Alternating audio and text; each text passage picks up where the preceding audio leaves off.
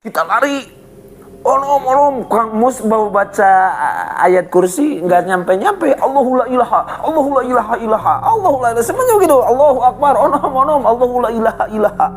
Sampai ke saluran air yang mau ke pesantren. Mungkin Kang Mus menyangka onom itu saya dan Kang Aku. Cuman putih mah benar kayak asap. Di bawah sadar, antara sadar dan tidak sadar. Ngos-ngosan kami bertiga.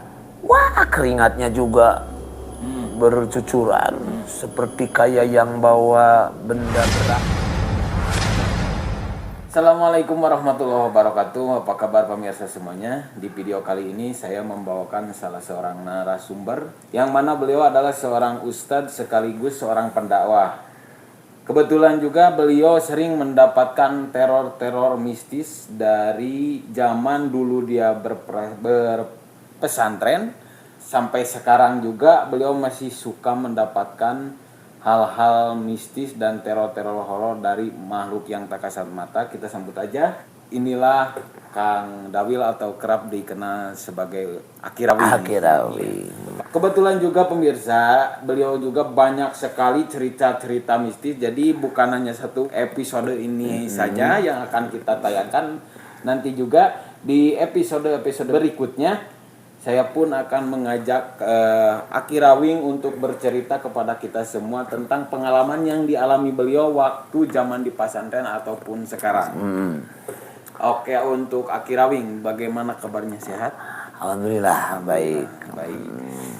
Tanpa banyak basa-basi, mungkin bisa diceritakan pengalaman yang menimpa Aki, mau itu zaman dulu atau sekarang, terserah Aki mau yang mana dulu gitu. Oke, terima kasih. Alhamdulillah. Terima kasih atas kehadirannya. Ya. Berbicara tentang hal goib. Ya, betul. Sebagaimana salah satu dasar agama kita, salah satu ciri orang yang bertakwa itu adalah allazina yu'minuna bil ghaib. Yaitu orang-orang yang percaya tentang adanya goib. Ya. Jadi yang namanya goib itu bukan hal yang tidak ada, tapi yang namanya goib itu ada, cuman tak kasat mata, Ya, tidak terlihat. Itu yang namanya goib. Mungkin di kesempatan ini Aki akan bercerita dulu ketika Aki masih mondok. Ya. Tepatnya di Pondok Pesantren Anwarus Saadatain. Ya. Di Kampung Sirnarasa, Desa Raksasari, Kecamatan Taraju, Kabupaten Tasikmalaya, Provinsi Jawa Barat. Masih Masih Indonesia. Belum alam goib belum. Kita ceritanya alam goibnya. Iya. Tapi ini tetap ceritanya di alam dunia. Tetap Ya. cerita yang kealaman di dunia. Iya. Tanggal 21 Ramadan. Masih detail ingat sama tanggal-tanggalnya. Karena hal kejadian yang seperti itu mungkin sangat membekas dan berkesan juga. Bisa itu bertemu makhluk yang suatu kebanggaan bagi seorang santri. suatu kebanggaan juga ketakutan. Tanggal 21 Ramadan, Ya. kan di malam-malam ganjil suka diperintah para santri itu silakan untuk berkunjung ke daerah mana gitu, tarawih, dan suka di Kalau sekarang Tarling, Safari Ramadan ya, Tarling. Kebetulan waktu itu kami mendapat kesempatan untuk Tarling di Cipanunyang, Kampung Sukamulya. Kami bertiga, satu Aki, kemudian yang kedua almarhum Bapak Jengan Muslih karena beliau sudah wafat, almarhumlah. Kemudian yang ketiga Kiai Aku Bubaidillah yang sekarang menjadi ketua MUI di Kecamatan Bojong Gambir. Nah, kira jam 11 malam sudah tarawih, sudah pulang kami bertiga. Kalau Kang Muslih jalan duluan dan saya bersama Ustadz Aku bergandengan tangan jalan di belakang.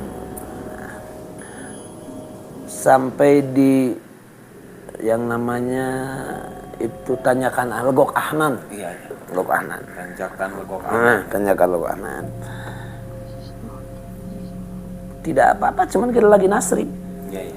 Nasrib itu kalau istilah santri merubah kata dari kata satu menjadi kata yang lain seperti nama, yanumu, kola, yakulu, Nah, yang kami tasrif itu kebetulan kalimat nama, yanumu, nauman, artinya tidur kan? Ya, benar. Dan disimpulkanlah nauman itu menjadi tidur dan disebut juga onom. Ya. Onom. Nama yanumu nauman. Ya udah onom gitu kan? Onom. Nama yanumu nauman. Kata Kang Akub, Dek, onom. Katanya gitu. Iya Kang, onom ya. Nama yanumu nauman, onom. Tapi kenapa kita suka takut onom? Orang kan banyak yang takut sama onom kan? Oh, jadi onom itu bisa dikatakan juga nama nama makhluk halus gitu. Iya, kan identik kalau onom itu ya makhluk halus seperti jurig lah. memedi, jurig, hantu. Onom, takut onom, semua juga takut onom. Ya, wah, cenah di sana di Legok Anan itu ada onom. Banyak onom. Mungkin di sana ternak onom juga. Gitu. Bisa juga. Ya lanjut. Ya. Terus ditaslip lah, nama yanumu nauman onom. Nah, kita ini mesti nggak takut ya deh. Iya Kang kalau gitu mah. Tapi kan onom itu suka datangnya di malam hari, kata saya. Ya. Kata Kang Akub, ya betul karena orang tidurnya juga di malam hari karena Allah berfirman wa ja'ala laila libasa. Jadi Allah ciptakan malam itu untuk istirahat, untuk tidur. Jadi kita nggak usah takut sama onom. Iya, ya saya mau nggak takut. Saya nggak takut kan seperti itu. Iya, berbeda karena kita sudah tahu. Nggak tahunya hantu sudah itu tahu. Kata-katain itu. Sudah tahu bahwa kalimat onom itu berasal dari kata nama yanumu nauman. Jadi pede aja. Sudah nggak ada rasa takut sedikit pun. Nah, kata Kang Mus yang di depan, jangan ngomong-ngomong begitu. Nanti ada apa Kang? Nah, kemudian setelah itu bukan kebetulan tapi benar di belakang itu kayaknya ada yang ngikuti lagi jalan. Cuman yang kedengarannya yaitu sandal yang dimainin gitu kan, sandal jepit yang plak itu kan. Tapi bukan sepatu kuda. Ya? Bukan sepatu kuda ini mah kayak sandal jepit. Nah, kami berdua langsung nengok ke belakang berbarengan. Pas nengok, mungkin kalau saya sendiri yang lihat, mungkin kepercayaan agak kurang. Tapi ini kan kita berdua sama Kang Akub. Iya benar. Jadi yang terlihat itu betul sama. Ada makhluk yang kayak terbang. Kayak terbang. Warnanya itu putih, kayak putihnya asap. Cuman sebelum itu ada bau kain yang terbakar. Jadi sebelum munculnya makhluk itu ada aroma yang tercium seperti kain yang terbakar. Terus setelah itu kami nengok ke belakang sama Kang Akub. Ini mah jalan. Kita lari. Onom, Kang Mus baru baca ayat kursi nggak nyampe. Allahu la ilaha illallah. Semuanya gitu. Allahu akbar. Onom, Allahu la ilaha. Nggak kelar. Terus sampai Allahu la ilaha. Ini tuh cerita serem kan. Tapi di sini kayak yang lucu gitu ya. Iya, jadi lucunya sekarang sudah ini pada saat itu mah bukan lucu dan bukan seru, tapi saking takut sampai mau baca ayat kursi pun gak kelar-kelar. Dan kami berdua, Kang Akub dengan saya, gak lepas berpegangan terus.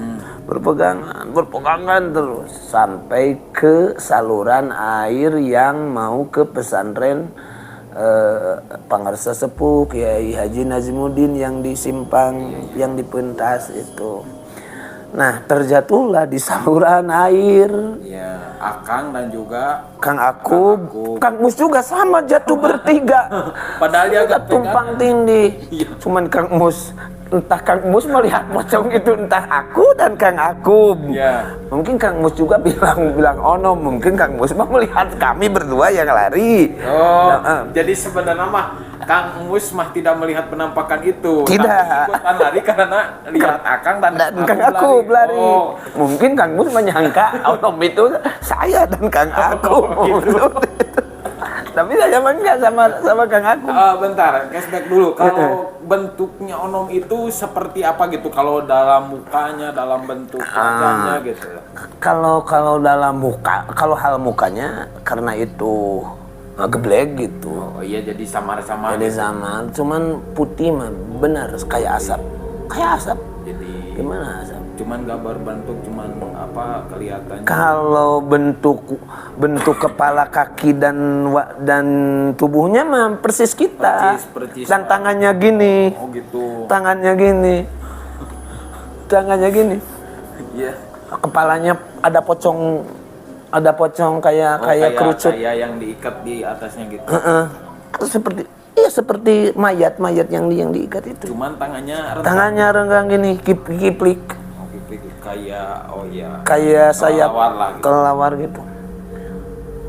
Dan itu disamakan ya. Saya melihat itu, Kang Akub juga sama melihat itu. Cuman Kang Mus mah nggak tahu yang namanya onom itu seperti apa.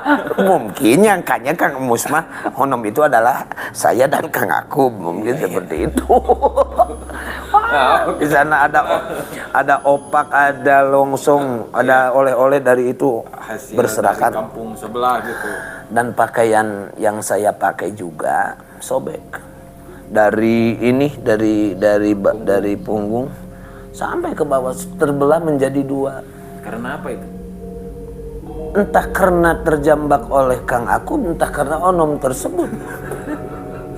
Yang penting nggak tahu jadi. Pokoknya pas lihat baju itu udah Sudah terbelah gitu. terbelah. Nah, sampailah di mana? Di saluran air itu. Dan sadarlah di sana sampai sandal pun ketuker karena kita bertiga bertumpuk di sana mau senang mana senang saya akhirnya sendal Kang Akub yang saya pakai, sendal saya Kang Akub yang pakai gitu. Sendal Kang Mus pakai onom. Nah, sudah di sana barulah takut, merasa takut sudah benar-benar takut itu bahwa onom itu memang ada gitu. Memang ada. Kembali ke majelis dan pingsan. Mungkin kalau sekarang pingsan, tapi di bawah sadar, antara sadar dan tidak sadar. Ngos-ngosan kami bertiga, Kang Mus, Kang Akub dan saya itu ya kayak orang yang kecapean sudah dari mana sampai tergeletak di majelis. Ada pangresa Akang, Kang Nur yang sekarang menjadi sesepuh Pondok Pesantren Cibukit. Ada beliau dari mana, susah untuk jawab karena capek dan sebagainya. Akhirnya beliau memberikan kami air, minum dulu. Terus nanya dari mana, dari Cipanunyang. Kenapa ini seperti ini? Diceritakan. Ada itu yang tadi saya alami. Kemudian ada Syekhun, pangresa keluar, guru kita semua. Kata pangresa, Jang Nur, sudah itu amankan karena suka iseng sama santri. Kang Mus enggak ikut pada saat itu, diajak juga, beliau mah nggak mau, takut. Kami berdua sama Kang Akub penasaran juga. Kata pangresa Akang, Jang mau ikut? Iya Kang, ikutlah. Karena untuk menunjukkan di mana tadi, kan gitu. Jadi untuk jadi saksi juga, jadi menunjukkan ketemunya di mana. Terus kita jatuhnya di mana. Iya. aku tanya. Pegangan sama tangan pengersa Akang Kang Nur. Di kiri ada Kang Akub, di kanan ada Aki. Oh, tuh. Pengersa Akang mah sudah tidak pakai baju dari majelis juga, cuman pakai kaos sangsang. Kaos sangsang seperti yang mau kerja berat gitu. Berangkatlah ke sana, ditunjukkan awalnya dari sini, kemudian sampai ke sini ngejarnya, dan kami terjatuh di sini. Kata Kang Nur, "Jang, mau lihat gak?" Enggak Kang, enggak mau. Kalau udah enggak mau lihat lagi. Takut aku mah Kang. Ya, udah lepasin ini pegangannya, karena ini si makhluk ini akan digendong, kata pengersa Akang. Tangannya dikebelakangkan seperti yang kayak menggendong orang. Wah, keringatnya juga bercucuran seperti kayak yang bawa benda berat itu. Oh, jadi pengersa Akang itu yang nolongin Akang itu, yang nolongin Aki itu udah bersiap-siap bahwa dia tuh mau gendong makhluk tersebut, mau dipindah. Jadi beliau udah tahu gitu. Sudah tahu, karena sudah dikasih tahu juga sama Syekhuna. Iya, karena makhluk yang ada di sana suka mengganggu santri kan tadi. Jadi pengersa Akang sudah persiapan dari awal juga. Tangannya dikebelakangkan, digini, sampai keringatnya juga bercucuran. Iseng lagi pengersa, mau lihat enggak? Enggak Kang, udah takut. Enggak tahu siapa yang digendong. Nah, jadi pas digendong sama pengersa mah Aki mah udah gak lihat lagi bentuk. Udah, dan tidak mau lihat lagi. Lihat lagi dan gak lihat lagi. Gak lihat lagi. Tapi kan sudah nawarin pengersa Kang Nur juga. Mau lihat lagi enggak? Gitu kan.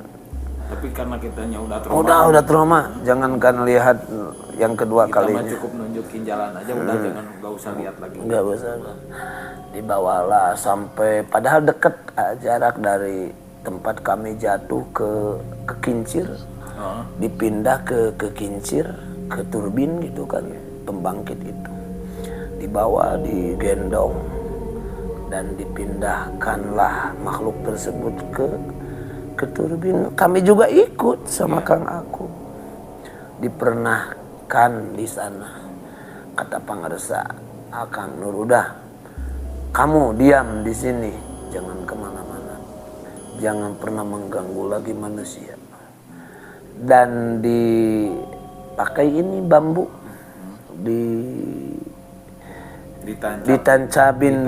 ditanam bambu haur kuning. Jadi saya tanya, buat apa pengersa ini? Ini buat ngikat dia supaya tidak lepas. Dan di sanalah itu ceritanya seperti itu. Jadi setelah disimpan lagi ke sana, semua santri berikut Aki juga gak pernah lihat lagi. Gak pernah lihat lagi. Gitu. Dan sampai sekarang yang namanya Legok Ahnan itu udah aman. Sudah tidak seserem dulu. Karena yang mengganggunya sudah dipindahkan. Dan kami tanya kepada pengersa, emang makhluk apa itu? Dan itu apakah bangsa setan, apakah bangsa jin, beliau menjawab itu adalah jin. Jadi yang suka iseng itu alladzi yuwaswisu fi sudurin nas minal jinnati. Jadi itu bangsa jin yang suka iseng itu. Jadi semenjak itu ditaruh di turbin, nggak ada lagi kejadian kayak gitu. Nggak ada. Santri lagi yang mengganggu. Nggak ada. Jadi semuanya clear, aman gitu. Aman, terutama di kawasan Legok Ahnan. Iya. Yang terkenal angker sekarang udah biasa. Oh, sekarang mah sudah jadi kota. Siang malam juga sudah tidak ada yang ganggu. Cuman setelah itu di turbin banyak hal mistis. Setelah itu. Jadi pindahlah yang tadinya di Legok Ahnan, pindahlah ke turbin. Jadi banyak hal mistis. Oke, disimpan dulu di turbinnya. Kita sudahi saja. Kita sampai di sini. Jadi itu adalah pengalaman seorang Aki Rawing dan juga temannya waktu berpesantren atau mondok dia bertemu makhluk yang dinamai Onom. Onom. Onom Iya, itu iya. adalah jurig. Ini itu real, bukan rekayasa. Bukan rekayasa. Ini kisah nyata yang dialami oleh Aki Rawing. Ya. Dan Terima kasih Aki udah bercerita di sini dan mungkin di lain episode kita akan bercerita lagi tentang hal-hal mistis Ya. kayak gitu. Ya, sama-sama. Terima kasih Buat juga. yang sudah mau menonton video ini jangan lupa like, share dan Komen. agar kami lebih semangat. buat Iya, video membawakan selanjutnya. cerita-cerita mistis lagi. Terima kasih. Terima kasih sama-sama. Assalamualaikum warahmatullahi wabarakatuh.